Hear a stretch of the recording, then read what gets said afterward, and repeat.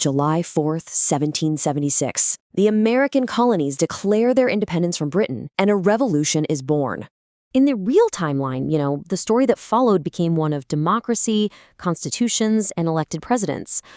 But hidden right beneath the surface of those early years was a possibility so extraordinary that it literally could have changed the entire course of world history forever. I mean, what if the man who won America's independence had decided that freedom didn't actually require a republic? What if George Washington had become King of America? To us modern Americans, the idea sounds absolutely absurd, right? After all, the entire revolution was fought against a king. Thousands of soldiers endured years of brutal hardship just to break free from royal authority. The very word king carried this heavy, undeniable weight of oppression, taxation, and tyranny. Yet history is rarely as simple as the stories we tell ourselves. In those chaotic years right after independence, a lot of Americans feared something even more than they feared a monarchy. They feared total disorder. Think about it. The newly independent states were incredibly fragile. You had a national government that was essentially powerless.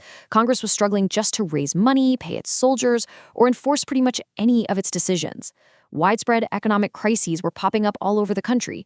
Dangerous regional rivalries actively threatened to tear any sense of unity apart.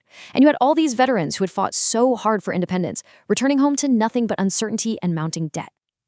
Across this young nation, people were genuinely wondering whether the idea of liberty alone was enough to hold America together. And standing head and shoulders above everyone else was, of course, George Washington. He wasn't just a military commander to them. To millions, he had become the living, breathing symbol of the revolution itself.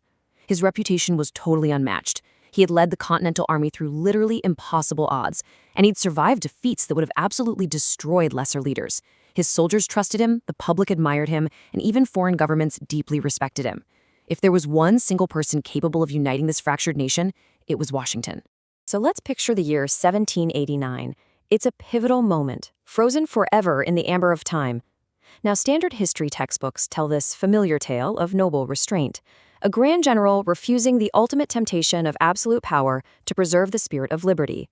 But beneath the flickering candlelight of the newborn nation, a different whisper takes root.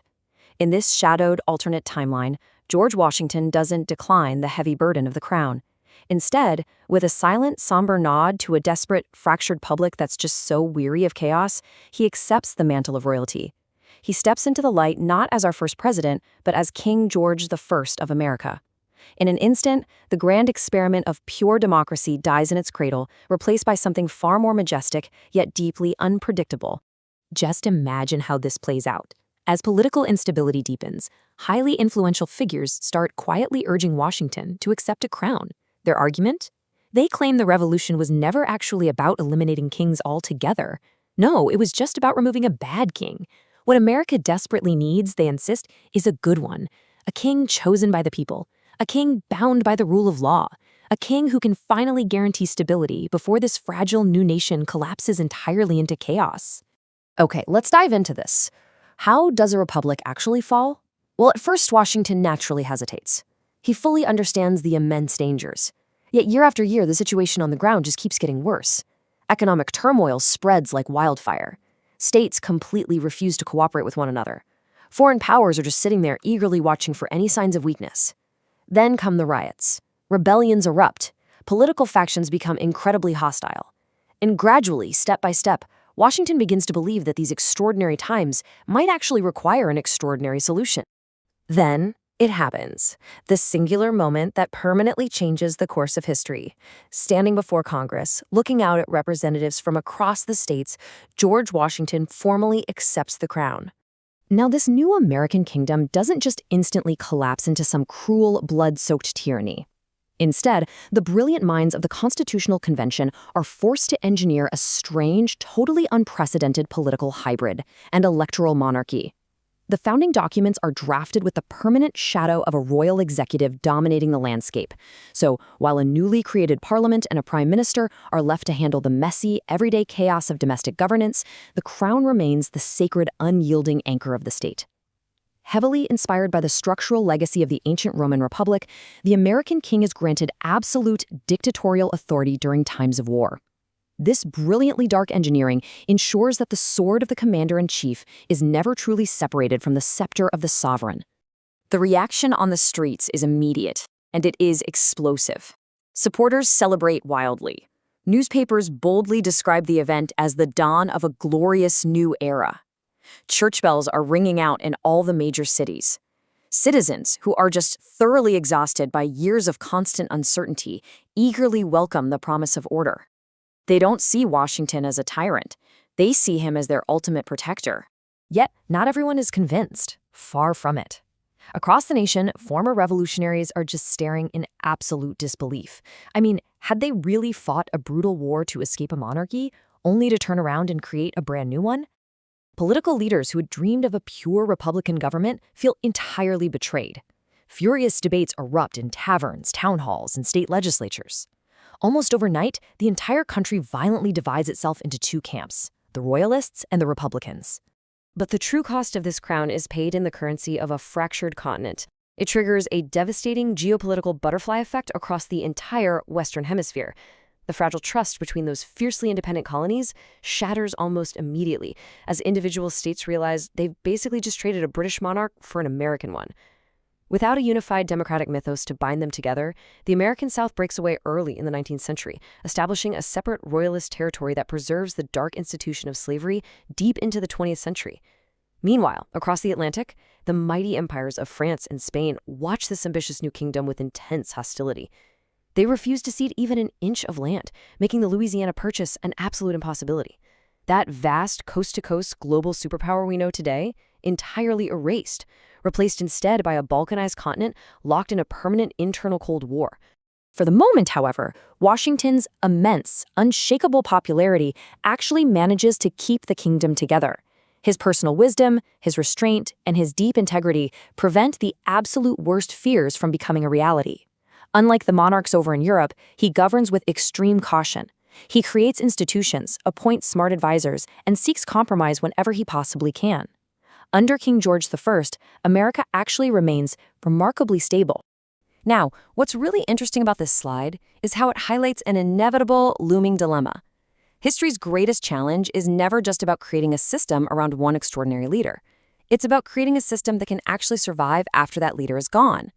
As the years pass, a very dangerous question begins to echo. Who comes next? Because a constitutional monarchy takes root, the original Constitution never becomes the true foundation of American government. Instead, political power becomes deeply tied to the royal court. Ambitious figures start competing fiercely for influence.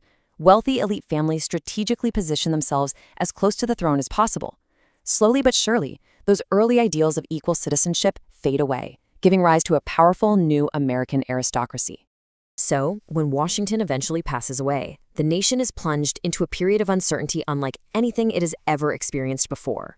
There is simply no successor who can match his towering reputation. Some factions strongly support a hereditary monarchy, arguing that Washington's direct descendants should just inherit the crown.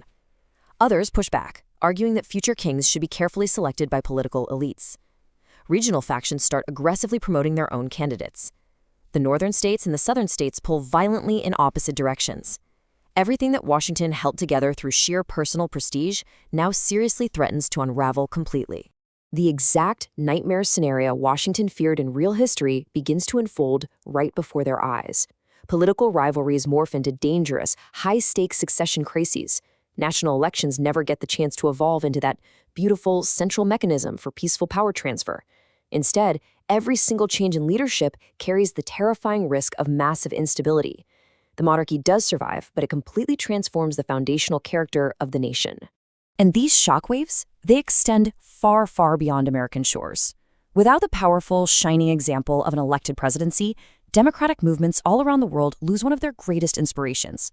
Sure, the French Revolution still erupts, but the American example suddenly appears far less radical. All across Europe, ruling monarchs point right at America as proof that even the most revolutionary societies eventually return to needing kings. The global spread of Republican government slows to a dramatic crawl. The entire 19th century unfolds differently too. The deeply rooted, growing tensions over slavery now take place within the framework of a monarchy rather than a republic. Political disputes become hopelessly entangled with royal authority. If the king happens to support one side, the other side automatically views the crown as their mortal enemy. So the American Civil War, if it even occurs in this timeline, becomes infinitely more dangerous because it's the very legitimacy of the monarchy itself that's at stake. As industrialization sweeps in and transforms the world, this alternate America certainly remains powerful, wealthy, and heavily influential. Yet it never develops the same core political identity that shaped our actual timeline. The people living there are subjects just as much as they are participants.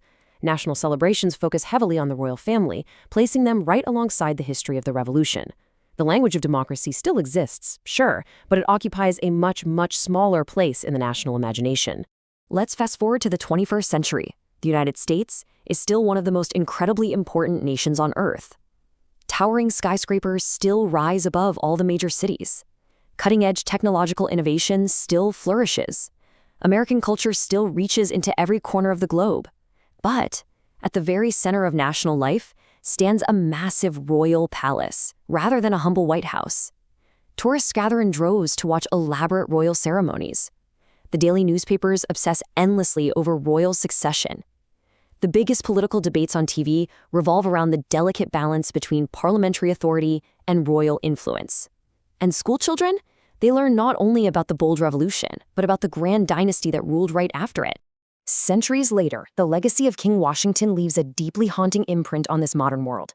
It is a society completely built on royal prestige, grand palaces stretching along the Potomac, and a long lineage of groomed heirs. Yet it remains forever haunted by the ghost of a true freedom that never actually came to pass. The ultimate historical irony remains permanently fixed right in the architecture of this timeline. A nation that spilled its very first blood to escape the tyranny of a foreign king, only to willingly find its salvation beneath the crown of its own greatest general. This American empire stands powerful, yes, but ultimately hollow, a chilling testament to a single moment where stability was chosen over liberty, leaving humanity to forever wonder what lay beyond the horizon of a true republic. And you know what's perhaps most surprising of all? Many of the citizens living in this alternate timeline view their reality as completely 100% normal. Generations raised under the monarchy literally cannot imagine a world without it.